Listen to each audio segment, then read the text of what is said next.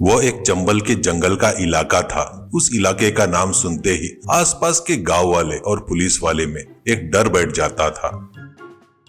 उस जंगल में गब्बर सिंह नाम का एक डाकू रहता था। वो जंगल की एक गुफा में रहता था।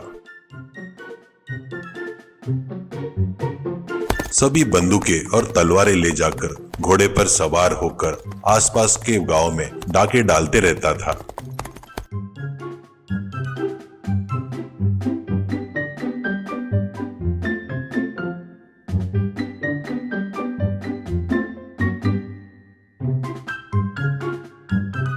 चोरी करने से पहले उसका साथी पूछता है, भैया इस बार कौन सा गांव लूटना है? तो गब्बर सिंह हंसते हुए कहता है, पैसे वाले गांव में ही तो माल मिलेगा, गरीबों के पास क्या रखा है चिल्लर के सिवा। जब चोरी ही करनी है तो कम मिलेगा, वहां क्यों जाएंगे।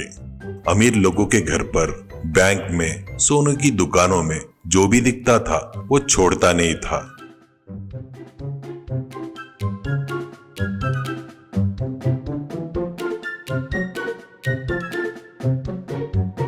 सब लुटकर जंगल में गायब हो जाना उसकी आदत बन गई थी।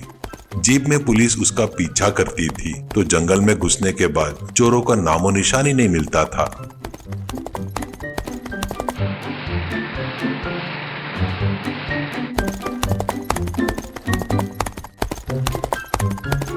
उस गब्बर सिंह को पकड़ना ही इंस्पेक्टर विक्रम राठौड़ ने अपनी जिंदगी का मकसद बना लिया था। वह बहुत ही सख्त और अनुशासन प्रिय अधिकारी था।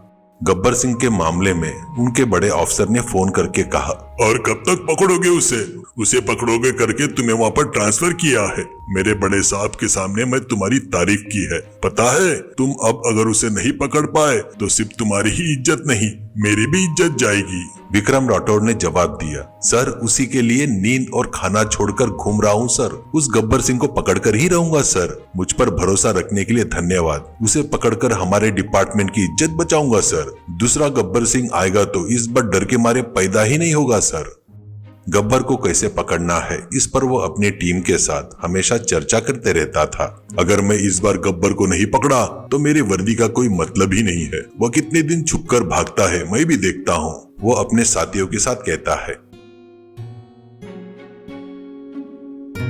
एक दिन एक सिपाही ने डरते हुए कहा, सर चंबल का जंगल बहुत बड़ा है सर, इतना आसान नहीं है। वो गब्बर सिंह का अड्डा है, वो चप्पा चप्पा उसे पता है सर। इस पर विक्रम सिंह ने कहा, जंगल बहुत बड़ा है तो क्या हुआ, जुर्म से तो बड़ा नहीं है ना।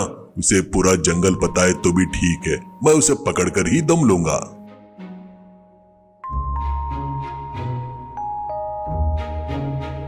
चंबल के जंगल के पास बस्तर नाम का एक छोटा सा गांव था। उस गांव के किनारे एक पुराना ढाबा था। उसके मालिक का नाम बिट्टू था।